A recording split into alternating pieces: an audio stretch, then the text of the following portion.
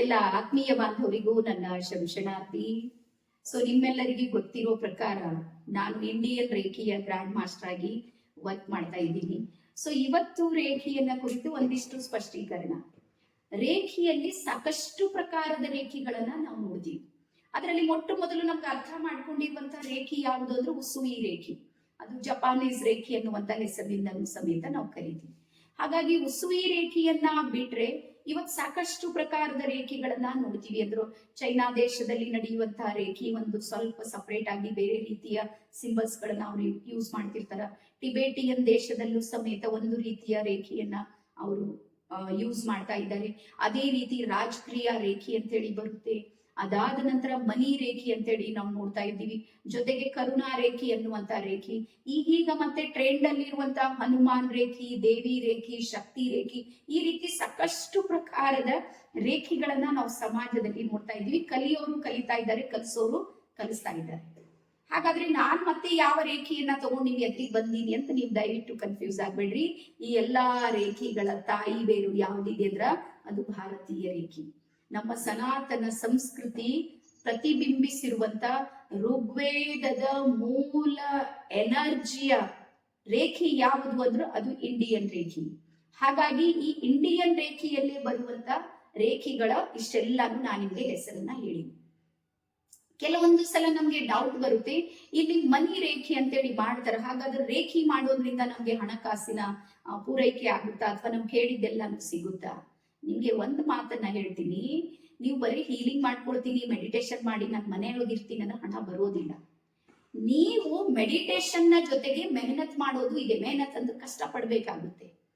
ಆದ್ರೆ ಇದ್ರ ಅರ್ಥ ಏನು ಅಂದ್ರ, ನೀವು ಧ್ಯಾನ ಮಾಡೋದ್ರಿಂದ, ರೇಖಿಯನ್ನ ಮಾಡ್ಕೊಳ್ಳೋದ್ರಿಂದ ನಿಮ್ಮ ಮೂಲಾಧಾರ ಚಕ್ರ ಆಕ್ಟಿವೇಟ್ ಆಗುತ್ತೆ. ಆಕ್ಟಿವೇಟ್ ಆದಾಗ ಫೈನಾನ್ಸಿಯಲ್ ಗ್ರೋತ್ ಆಗುವಂತ ಎಲ್ಲಾ ಎನರ್ಜಿ ನಿಮ್ಮೊಳಗೆ ಆಕ್ಟಿವೇಟ್ ಆಗಿ ವರ್ಕ್ ಮಾಡೋದಕ್ಕೆ ಶುರು ಆಗುತ್ತೆ. ಆದ್ರೆ ಅದಕ್ಕೆ ನೀವು ಮಾಡ್ಬೇಕಾಗಿರುವಂತದ್ದು ಏನು ಅಂದ್ರ, ನೀವು ಮಾಡುವಂತಹ ಕಾರ್ಯದ ಜೊತೆಗೆ ಮತ್ತೆ ಇನ್ನಿತರ ಕಾರ್ಯದ ಮೇಲೆ ನೀವು ಫೋಕಸ್ ಮಾಡ್ಬೇಕು. ಕೆಲಸನೂ ಮಾಡೋದಿದೆ ನಿಮ್ಗೆ. ಹಾಗಾಗಿ ರೇಖೆ ಅಂದ್ರೆ ಭ್ರಮೆ ಅಲ್ಲ, ಅಲ್ಲಿ ವರ್ಕ್ ಮಾಡೋದಿದೆ. ನಾನು ರೇಖೆ ಎಲ್ಲಾನು ಕಲ್ತೀನಿ, ನಾನು ಪ್ರಯೋಗ ಮಾಡ್ತಾ ಇಲ್ಲ ಅಂದ್ರೆ ಏನು ಆಗೋದಿಲ್ಲ. ಹಾಗಾಗಿ ಮನಿ ರೇಖೆಯಲ್ಲಿ ನನ್ನ ಮೂಲಾಧಾರ ಚಕ್ರ ಆಕ್ಟಿವೇಟ್ ಆದಾಗ ನಾನು ಯಾವ ಕೆಲಸಕ್ಕೆ ಕೈ ಹಚ್ಚಿರ್ತೀನಿ ನೋಡ್ರಿ, ಅಲ್ಲಿ ನಾನು ಸಕ್ಸಸ್ ಆಗ್ತೀನಿ. ಆದ್ರೆ ಆ ಕೆಲಸದ ಮೇಲೆ ನನ್ಗೆ ಫೋಕಸ್ ಮಾಡ್ಬೇಕಾಗುತ್ತೆ, ನನ್ಗೆ ಪೇಷನ್ಸ್ ಬೇಕಾಗುತ್ತೆ, ತಾಳ್ಮೆ ಬಹಳ ಮುಖ್ಯ ಇದೆ. ಅದ್ರ ಜೊತೆಗೆ ನನ್ಗೆ ವಿಶ್ವಾಸ ಬೇಕು.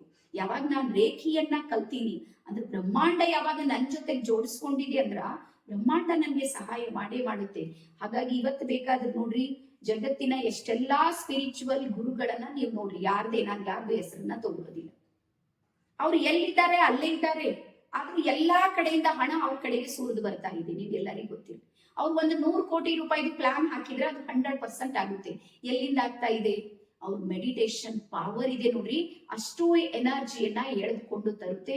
ಆನಂತರ ಅವ್ರ ಸುತ್ತ ಇರುವಂತ ಒಂದು ಟೀಮ್ ಇದೆ ನೋಡ್ರಿ, ಅದು 100ಕ್ಕೆ 100ರಷ್ಟು ಅವ್ರ ಪ್ರಯತ್ನವಾದಿಗಳಿರ್ತಾರ. ಅವ್ರ ಎಲ್ಲಾ ಡ್ರೀಮ್ಸ್ ಅನ್ನ ಕಂಪ್ಲೀಟ್ ಮಾಡೋದಕ್ಕೆ ನಿಂತಿರ್ತಾರೆ. ಈಗ ಅದು ಗುರುಗಳು, ಮಹಾಗುರುಗಳ ಸ್ಟೋರಿ ಆಯ್ತು.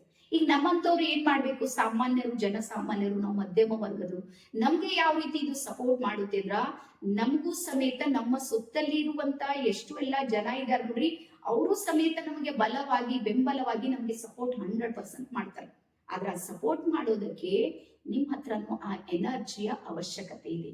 ಹಾಗಾಗಿ ಫೈನಾನ್ಸಿಯಲ್ ನೀವೇನಾದ್ರೂ ಗ್ರೋತ್ ಆಗ್ಬೇಕಾಗಿದೆ ಅಂದ್ರ ನಿಮಗೆ ಮನಿ ರೇಖೆ ಇದೆ ನೋಡ್ರಿ, ಅದು ಬಹಳ ಬಹಳ ಮಹತ್ವದಿದೆ. ಮತ್ತೆ ನೀವು ಅದನ್ನ ಕಲಿಯಲೇಬೇಕು. ಅದರಲ್ಲಿ 2 ಮಾತಿದೆ. ಆದ್ರೆ ಯಾರಿಗೆ ಮನಿ ರೇಖೆ ನಾವು ಕಲಿಸ್ತೀವಿ ಅಂದ್ರ, ಮಿನಿಮಮ್ ರೇಖೆ ಲೆವೆಲ್ 1 ಯಾರ್ದು ಮುಗಿದಿದೆ ನೋಡ್ರಿ, ಅವ್ರಿಗೆ ಮಾತ್ರ ಮನಿ ರೇಖೆ ಕಲಿಯೋದಕ್ಕೆ ಸಾಧ್ಯ ಇದೆ. ಯಾಕಂದ್ರೆ ಬೇಸಿಕ್ ಜ್ಞಾನ ಇಲ್ಲದೇನೆ ನೀವು ಅಡ್ವಾನ್ಸ್ ಅನ್ನ ಕಲಿತೀನಿ ಅಂದ್ರೆ ಅದು ಸಾಧ್ಯ ಇಲ್ಲ. ಯಾಕಂದ್ರೆ ಇವು ಮನಿ ರೇಖೆ ಆಗ್ಬೋದು, ಕರುಣಾ ರೇಖೆ ಆಗ್ಬೋದು, ಇವೆಲ್ಲ ಅಡ್ವಾನ್ಸ್ ಕೋರ್ಸ್ಗಳಂತ ಹೇಳ್ತೀವಿ. ಹಾಗಾಗಿ ಅಡ್ವಾನ್ಸ್ ಅನ್ನ ಕಲಿಬೇಕು ಅಂದ್ರ ನೀವು ಬೇಸಿಕ್ ಅನ್ನ ಕಂಪ್ಲೀಟ್ ಮಾಡಿದಾಗ ಮಾತ್ರ ಸಾಧ್ಯ ಇದೆ. ಅದಾದ ನಂತರ ಕೆಲವರಿಗೆ ಅನಿಸುತ್ತೆ, ಅಯ್ಯೋ ಇದು ಮೂಢನಂಬಿಕೆ ಇದೆ, ಆ ನಂಬಿಕೆ ಇದೆ, ಈ ನಂಬಿಕೆ ಇದೆ. ನೋ, ಯಾವಾಗ್ಲೂ ನೆನ್ಪಿಡ್ರಿ, ಈ ಯೂನಿವರ್ಸ್ ಇದೆ ನೋಡ್ರಿ, ವಿಸಿಬಲ್ ಎನರ್ಜಿ, ಕಣ್ಣಿಗೆ ಕಾಣುವಂತಹ ಜಗತ್ತು ಓನ್ಲಿ 2% ಮಾತ್ರ ಇದೆ. 98% ಎನರ್ಜಿಗಳು ಇನ್ವಿಸಿಬಲ್ ಇದೆ, ಕಣ್ಣಿಗೆ ಕಾಣೋದಿಲ್ಲ, ಕೈಗೆ ನಿಲ್ಕೋದಿಲ್ಲ, ಆದ್ರೂ ಕಾರ್ಯ ಮಾಡ್ತಾ ಇದೆ. ಒಂದು ಉದಾಹರಣೆ ಯಾವ್ದಾದ್ರು ವಾಯು ತತ್ವ. ನಾನು ಉಸಿರಾಡ್ತಾ ಇದ್ದೀನಿ, ನೀವು ಉಸಿರಾಡ್ತಾ ಇದ್ದೀರಿ, ಆದ್ರೆ ಇವತ್ತಿಗೆ ವಾಯು ನಮ್ಗೆ ಕಾಣಿದೆ ಏನು?